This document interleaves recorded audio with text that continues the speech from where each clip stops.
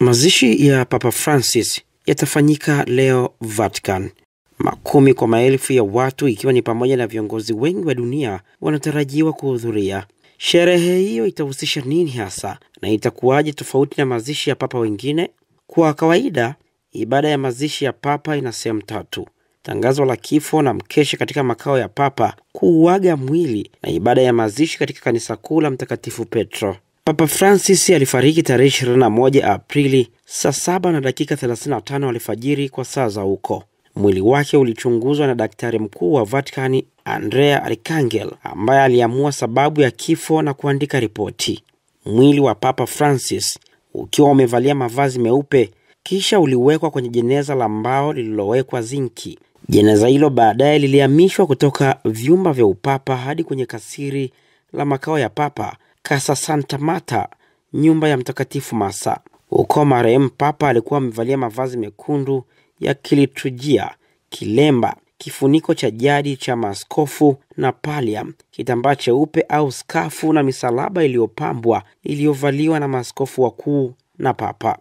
Camerlengo Kardinali, ambaye anahudumu kama mkuu wa Vatican tangu kifo cha papa hadi uchaguzi mpya, Kevin Farrell, alisimamia sherehe ya kutangazwa rasmi kwa kifo cha papa. Siku mbili baada ya kifo cha Francis, Jumatano Aprili 23, mwili wake ulihamishwa ukiwa kwenye sanduku wazi kutoka kanisa la Casa Santa Marta hadi kwenye kanisa kuu la Kanisa Katoliki, Basilika ya Mtakatifu Petro. Huko kwa muda wa siku 3, waumini na waombolezaji wanaweza kutoa heshima zao kwa Baba Mtakatifu Francisco. Jioni kabla ya mazishi, saa 8 kamili mchana wakati wa Vatican, Camerlengo watasimamia uwekaji muhuri wa jeneza mbele ya makardinali wengine wa vyeo vya juu. Uso wa papa utafunikwa kwa pazia jeupe la hariri na sarafu zilizochongwa wakati wa upapa wake, na orodha ya matendo ya Francis yatawekwa kwenye jeneza. Baada ya mazishi, jeneza la Francis litapelekwa katika kanisa la Santa Maria Maggiore, mojawapo ya makanisa manne ya papa wa Roma. Liko nje ya Vatican upande wa pili wa mto Tiber. Papa aliomba katika wosia wake azikwe huko Santa Maria Maggiore. Siku zote nimekabidhi maisha yangu, huduma yangu ya kipadre na kiaskofu kwa mama wa Bwana wetu Maria Mtakatifu zaidi, Papa alieleza.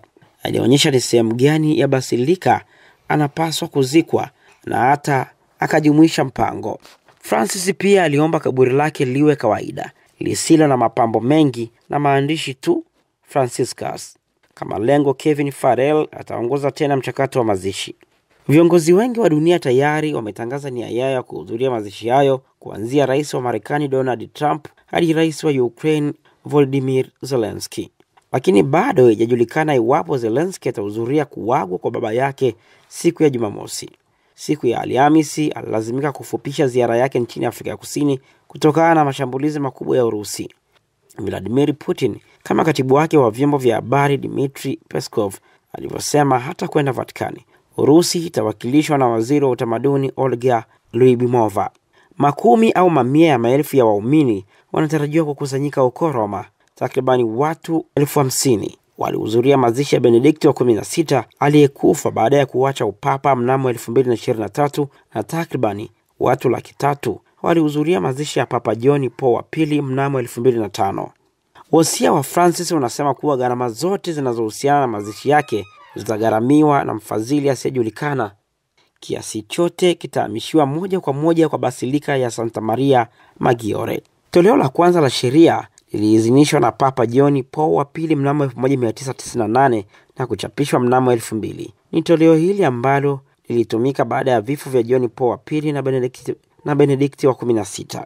Hata hivyo, Papa Francis, ambaye alipata fursa adimu ya kutazama mazishi ya mtangulizi wake kama papa, aliomba mabadiliko ya maandishi.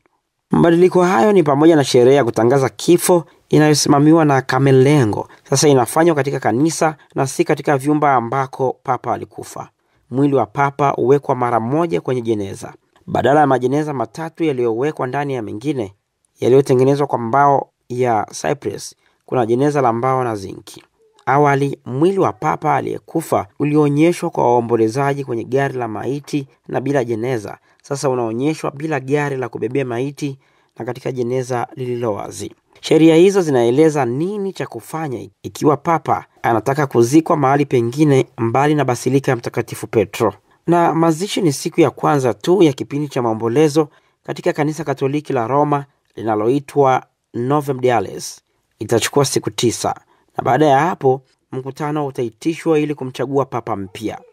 Bwana ametoa, Bwana ametwaa, jina lake lihimidiwe.